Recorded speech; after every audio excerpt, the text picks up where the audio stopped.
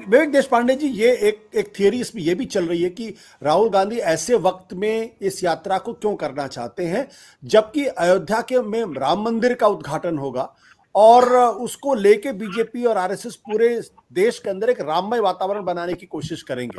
वैसे में उनकी इस यात्रा को एक विरोधी यात्रा के तौर पर भी देखा जा सकता है और उसको ट्रैक्शन की भी समस्या खड़ी हो सकती है। आप इसको कैसे देखते हैं?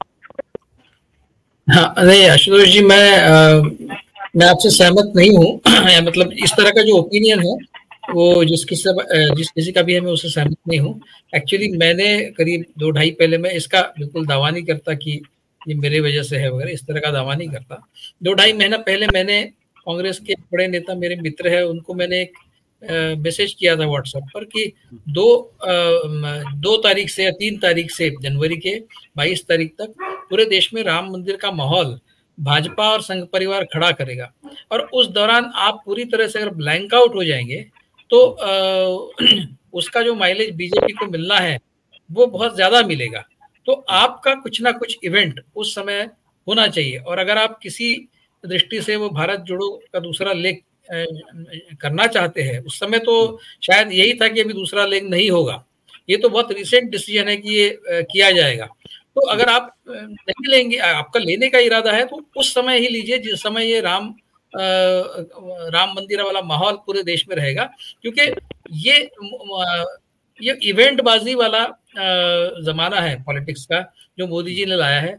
आपके अगर इवेंट्स नहीं दिखेंगे कहीं भी, आप कहीं पब्लिक में नहीं दिखेंगे, तो आपको ट्रैक्शन जीरो मिलेगा।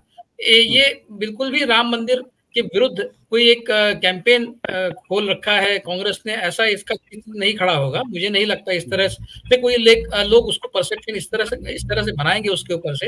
लेकिन कांग्रेस को और पूरे इंडिया अलायंस को, अगर वो इंडिया अलायंस वाले भी इसमें शामिल होते हैं, तो ये एक मौका है कि राम मंदिर का जो इवेंट बीजेपी की तरफ से हो रहा है उसके पैरेलल आप कुछ करें ताकि मीडिया में आप भी बने रहे। नहीं तो वो आप देखिए 3 तारीख से 22 तारीख बहुत लंबा पीरियड होता है, और अगर इलेक्शन की दृष्टि से देखें तो इलेक्शन के पहले इतना लंबा अंतराल जो है उसमें सिर्फ बीजेपी हॉगिंग द लाइमलाइट वाला जो चित्र बनेगा उससे इंडिया अलायंस को नुकसान होगा। तो किसी भी तरह से आप मतलब इस तरह का मैसेज बिल्कुल जाने मत दीजिए कि ये राम मंदिर के खिलाफ है। या मैं तो कहता हूँ कि आप राम मंदिर को भी विजिट कीजिए, आपकी यात्रा के दरमियान आप राम मंदिर में भी चले जाइए, उसमें क्या है। कोई ये राम मंदिर कोई बीजेपी की बपौती तो नहीं है, तो एक जेस्चर भी होगा और एक कांग्रेस की तरफ से एक पॉजिटिव। तो अब फेट अकम्पली हो गया, राम मंदिर तो बन गया है, अब उसको नकारने का कोई कारण ही नहीं है। तो इस तरह से एक मैसेज भी जाएगा। जहां तक इस यात्रा का सवाल है, मैं समझता हूं कि पहली यात्रा जो थी उसका मकसद क्या था? क्या कांग्रेस को रिफर्बिश करने का मकसद था, या फिर राहुल गांधी की इमेज को रिफर्बिश करने का मकसद था? अगर ये राहुल गांधी को रिफर्बिश करने का मकसद था तो फिर आप प्रधानमंत्री के तौर पे किसी और को कैसे प्रोजेक्ट करना चाहते हैं, एक सवाल होगा। राहुल गांधी की इमेज को रिफर्बिश करने का फायदा क्या है? अगर आप राहुल गांधी को कांग्रेस का फेस बनाना चाहते हैं, प्राइम मिनिस्टर कैंडिडेट के तौर पे मोदी का एक ऑल्टरनेटिव करके खड़ा करना चाहते हैं, तो फिर आप ये एक्सरसाइज राहुल गांधी के लिए करें तो बात समझ में आती है। लेकिन उस 4 महीने के दौरान पार्टी के ऑर्गेनाइजेशनल नेटवर्क के बारे में कोई काम नहीं हुआ। ये ठीक है कि वो लव वर्सेस हेट बहुत जरूरी था और वो अच्छा था, और वो अच्छा उसको रिस्पांस मिला। ये सब इस यात्रा पर टीका करने का कोई कारण नहीं है, बहुत अच्छी यात्रा थी। अगर आप आइसोलेशन में देखेंगे तो बहुत अच्छी थी, लेकिन आप पिछले 10 साल के कॉन्टेक्स्ट में इसको देखते हैं तो मुझे लगता है टू लेट और टू लिटिल थी।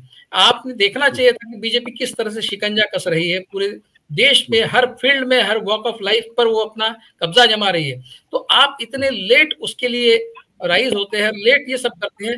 वो इन आइसोलेशन देखे तो अच्छा है, लेकिन in context of last 10 years वो काफी टू लेट वाला मामला था। और अभी ये जो दूसरा लेग होगा, मुझे लगता है कि उसमें ऑर्गेनाइजेशनल नेटवर्क का काम साथ साथ होना चाहिए। ये ना हो कि पूरी कांग्रेस पार्टी लगी है उस यात्रा में और ऑर्गेनाइजेशनल नेटवर्क वाला जो सबसे इंपॉर्टेंट काम है वो अपनी जगह पर वैसा ही पड़ा है। तो ये उसकी कुछ पिटफॉल्स है, इस पर अगर ध्यान कांग्रेस पार्टी देती है तो मुझे लगता है कि इससे कुछ गेन होगा। देखते हैं वो किस तरह से इसको आगे बढ़ाते हैं, ये देखने वाली बात। सत्य हिंदी का ऐप डाउनलोड करें गूगल प्ले स्टोर पर।